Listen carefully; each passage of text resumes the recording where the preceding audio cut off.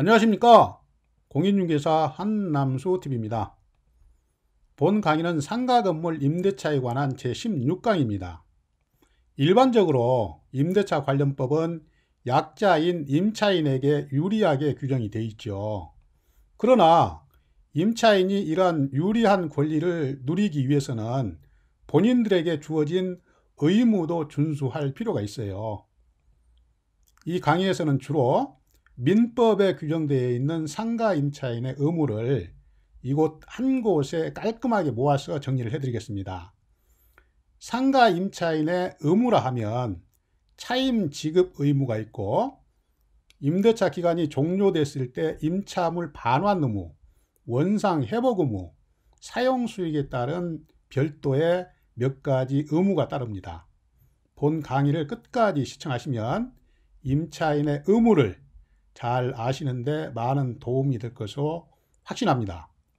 끝까지 시청하시고 구독과 좋아요 버튼 꼭꼭 부탁드리겠습니다.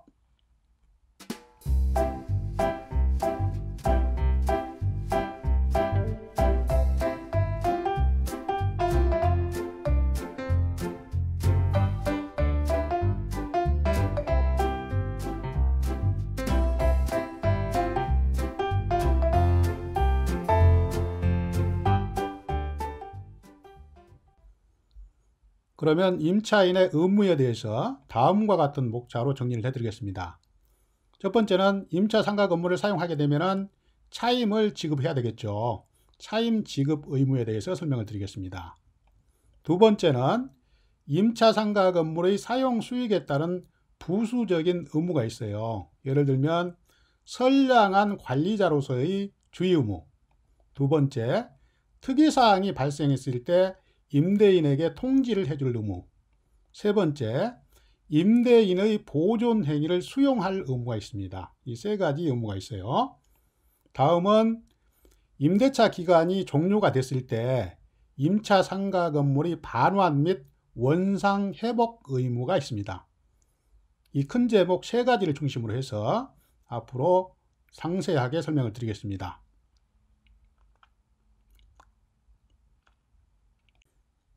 그러면 지금부터 본론 설명을 드리겠습니다.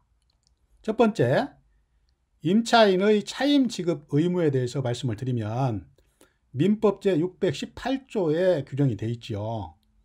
임차인은 임차 상가 건물에 대한 사용 수익의 대가로 임대인에게 차임을 지급해야 된다.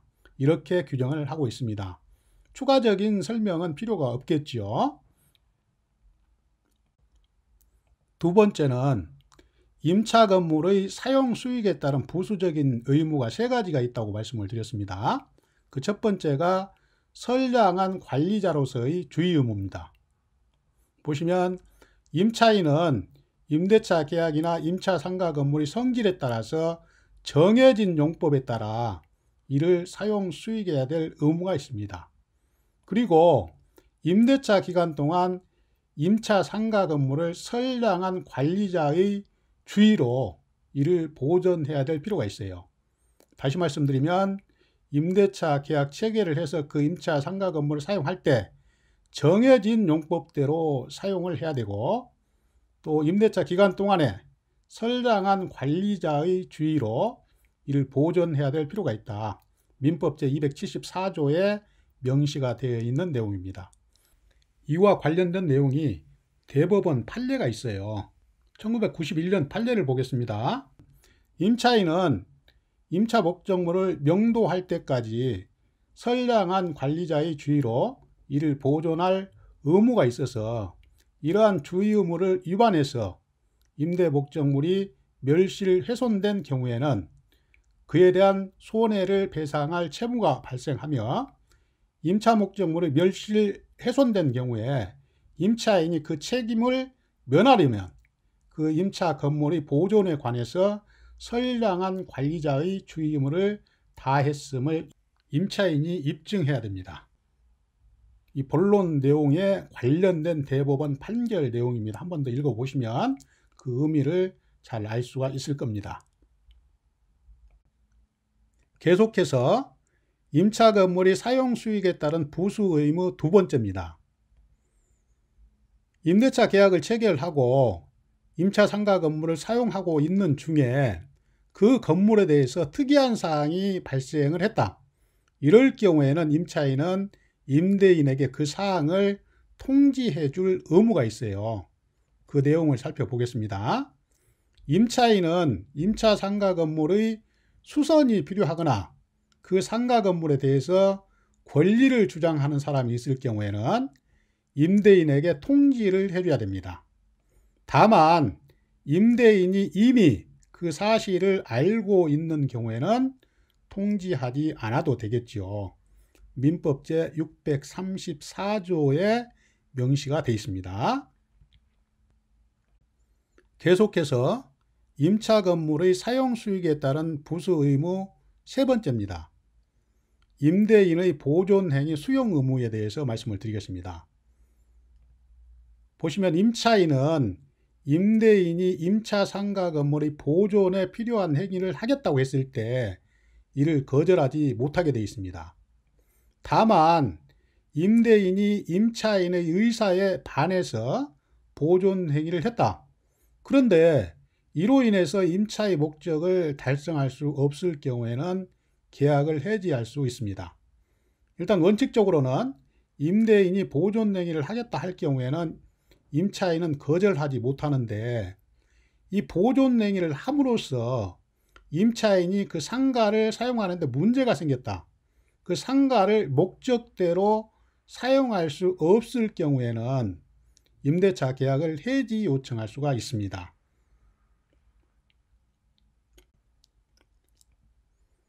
다음 세 번째로 임대차 기간이 종료되면 임차 상가 건물을 원상 회복해서 임대인에게 반환해 줄 의무가 있습니다.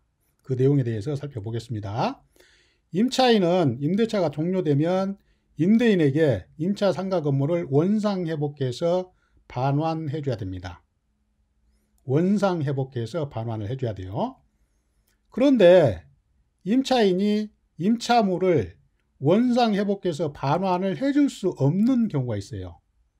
너무나 많은 훼손이 돼가지고 도저히 원상 회복도 할 수가 없고 원상 회복이 안 되니까 당연히 반환을 못 하겠죠.